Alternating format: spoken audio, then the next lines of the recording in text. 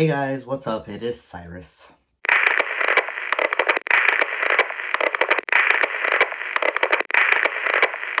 So I wasn't exactly sure where to start on this video because I've got like 6 pages of notes and that's only a couple days of looking into it.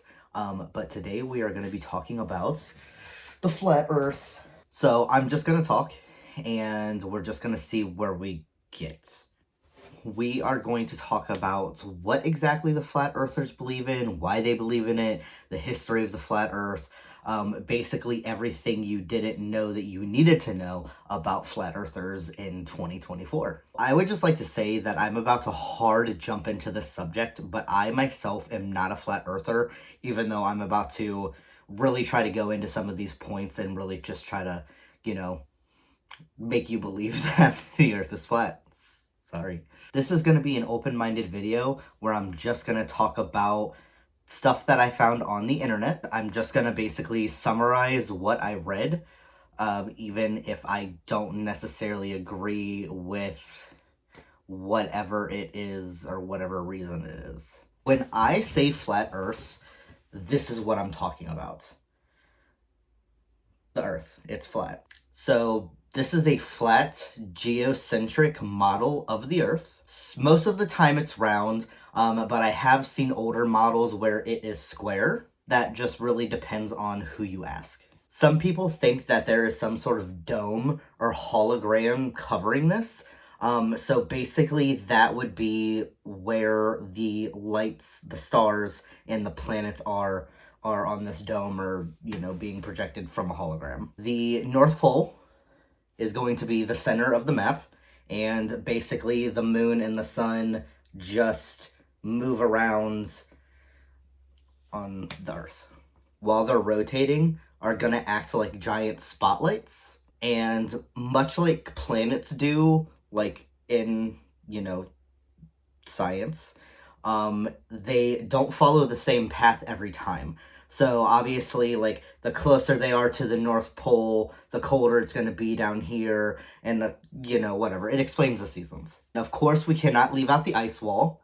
The white around the entire perimeter is going to be Antarctica. What most of them believe, is that there's a giant ice wall either holding us in, holding something out. Maybe it's just, the water running off the side and there is no ice wall.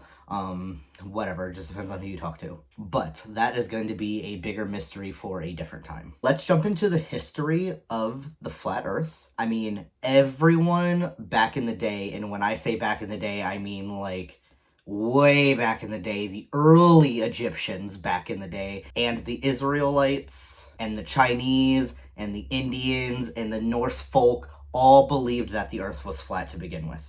Early religious texts that we still look at today do mention a firmament, which is technically a flat plane with a dome over top of it. Everyone really just kind of rolled with the flat earth until the Greeks and then the later Egyptians started questioning it. In the 6th century BC, Pythagoras started, mathing, and he was trying to prove basically that the world was not flat. Later, Plato started spreading the word that the earth was indeed a globe after he started studying the Pythagorean method. But it wasn't until Aristotle actually started using like science and math to prove the shape of the earth that it started getting adopted all over, that the shape of the earth was actually a globe and not flat. So religions and governments all over the world basically adopted the globe model, and here we are in 2024 still believing that the earth is a globe. Flat earth theory pretty much died with Aristotle there. Once everyone adopted the model of the globe, no one else had any reason to think that the earth was flat because it's been proven by science and math that it's a globe. In the 1800s, this man, Samuel Baughman, released a book called Zetetic Astronomy, and the whole book is literally just experiments and descriptions and sketches of the flat earth. He went by a pseudonym, which is, I'm actually going to link a free copy of it down below just because, I don't know, they're interesting to read, okay? The first experiment is a really popular one among flat earthers because it's really easy for anyone to do, and you really don't have to have nothing. You don't have to do math or literally anything, okay? So there's these two boats and a telescope, all right? They're in the water. There's one guy on one boat with a flag that is 5 feet in the air, and then there's a guy on the other boat with the said telescope looking at the other guy's flag, all right? They're 6 miles apart, and supposedly at this distance, you should be able to see the curvature of the Earth. So theoretically, you wouldn't be able to see the flag. Surprise, surprise, you could see it. So obviously the Earth is flat. So we're gonna go back to Mr. Parallax. He obviously was someone that you should really, really, really believe in, because he absolutely did not lose any marbles over his lifetime. So basically he was married 3 times, which in itself is not bad. I mean, even my dad was married, 3 times, whatever. The issue is his last wife was 15 and he was 46. But that's not even the worst part. This guy had 15 children, and he was named in multiple wrong death lawsuits between his children and people that he was giving medical advice to. Now, when I say multiple children, I mean that he only had 4 children that lived. So between like different experiments and medical diagnoses and stuff like that, they died. I'm not saying they were all him, but a majority of them were him. So, obviously, this guy. He became a flat earther early on in his life. He actually gave lectures about it frequently. So, get this. During one of his lectures, he was asked a question that he either didn't know the answer to or couldn't answer. And instead of walking around the question or just kind of making something up, he just left. Now, let me tell you, if I was allowed to just leave while giving a lecture to people, more people would do it. I mean, come on. So I'm just letting you know that I read as much as I could about this guy, and as far as I can tell, he has no science or medical background whatsoever. So just keep that in mind as you're thinking about joining the Flat Earthers. Some other bro, also named Samuel, finally created the Flat Earth Society in 1956. It gained some traction until the 90s where it really started to decline, and eventually they just shut down the whole thing. The website was relaunched in 2004, and it's very much up and very much still, active. It has free book links on there. It has papers, pamphlets, news articles, websites, literally any actual information you would need on flat earth. It is there. There's also a forum, and you can join, and you can either ask questions on there, you can debate with people on there. I would rather you not just go onto the website and make an account just to beef with the flat earthers. But if you had some genuine questions, or if you just wanted to have a good old, flat versus globe, whatever, then whatever, peace be with you. Alright, so here is the really fun part of the video. What reasons is the Earth flat as opposed to being a sphere? Well, let's start with the easy one, what you can see. When you are outside in a field and you turn all the way around, if you are in the middle of the ocean and you turn all the way around, what do you see? Flat. What does that mean? The Earth is flat. Video done. Anyway, so even if you're using binoculars, it looks flat to you. And I understand why that is a solid argument. I believe in stuff I can see. I can't see the curvature of the Earth with my naked eye, so obviously the Earth is flat. And when I say flat, I mean the curvature of the Earth. Obviously, mountains and hills, terrain is absolutely a thing, but it's just pretty much a flat plane. So I'm just gonna be real with you for a second. I graduated college in 2017. I did take science courses for my degree, but I have never taken a physics course. Um, Obviously, when I was in like elementary and middle school, they teach you the basics of like gravity and Newton's laws and this and that. But while I was researching this video, I had to whip out some books and read to try to understand where the flat earthers are coming from. We are just hard going to think about that as I launch into all the reasons why, because some of them I honestly just don't understand. Some of them just really don't make sense to me. But again, I'm just here because I think it's an interesting conspiracy. Most flat earthers don't believe in gravity. Instead of gravity pulling people towards the center of a globe, they believe that either the earth is constantly accelerating. So, if, for example, when you jump, you are not falling down towards the earth is moving into you. Or we could be on an infinite plane, and at that point, something sort of like density comes into play. So basically, things that are lighter go up, and things that are heavier go down. It's kind of like how helium balloons float, or how oil would float on water. When just looking at the sun and the moon, they seem to have a very similar size, so it's argued that they're the same size or close to the same size, and obviously a lot closer to us than science people would believe. Not only that, but sometimes during the day, like today, for example, I went out this morning and not only is the sun out, but the moon is also across the sky. So how exactly is the sun right here and the moon right there, but people that can see the moon can't see the sun? Meaning people where it's nighttime and they can see the moon can't see the sun. Do you know what I mean? I don't know. I don't know if that was explained right, but I know what I mean, and I think that's all that matters. How about satellites? Have you seen satellites? Because personally, I have never seen a satellite in the sky.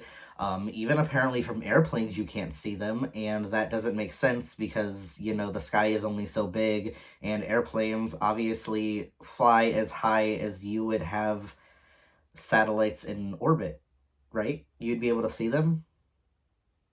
I don't know. Some flat earthers also don't believe in the conservation of energy.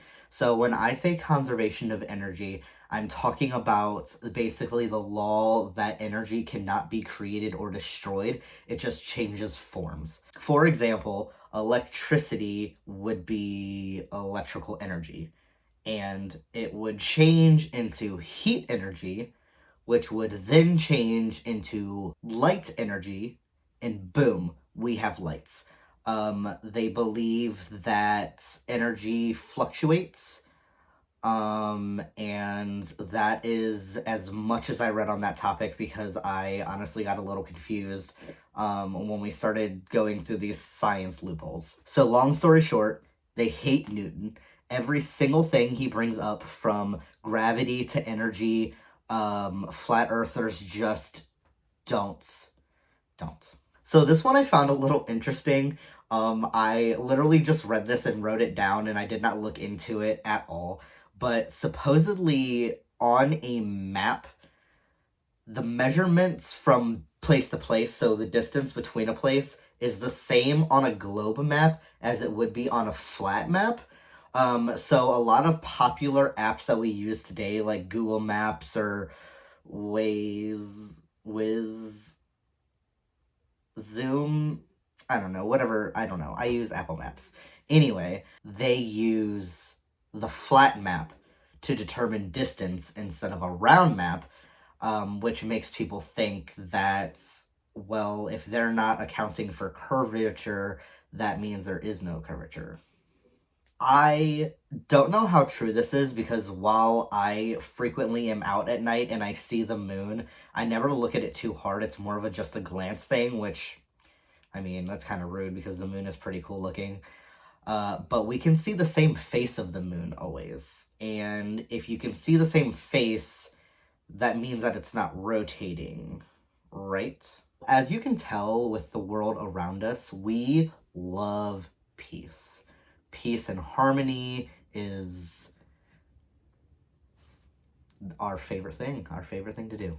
Well, funny enough, because Antarctica actually had 12 different nations that were trying to explore and set up shop, and basically, instead of going to war, like they would with any other lands in the world, they decided to sign a peace treaty. The peace treaty basically says that they can't have like any military or nuclear anything on the continent. They're to like protect the environment, and do experiments and share with each other, and they kiki once a year to talk about all this stuff.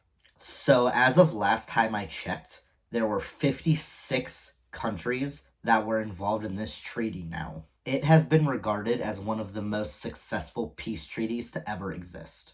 If only we could have a world treaty. So anyway, obviously Antarctica it has its touristy areas. There are specific areas that you can take a cruise and you can get out and kind of explore around. But in order to do that, you have to have a tour guide that has a visa card of some sort, they have to have some sort of qualification in order to do this. And everything you're going to do, you have to plan it ahead of time, and they approve it for you to do. So it's not like you can just get off a ship at Antarctica and just go off by yourself and, jump over the ice wall. As far as we know, Antarctica hasn't been completely explored, or it has, and they're hiding something. Like maybe the edge of the Earth? So long story short, Antarctica is not a giant continent at the bottom of the globe. It is the ice wall around the flat Earth, and the treaty is to keep people from learning the truth. And let me tell you, if there are 56 nations that agree to keep this place private, girl, what is going on there? On a side note, while I was looking into Antarctica, I decided to look up a proportionate map of the countries, because I know that maps just kind of plop a continent on there and like that's that. They don't actually like size anything for real. And I was not prepared for how small Antarctica actually is. Every time I look at maps of Antarctica, I always see, like, just giant.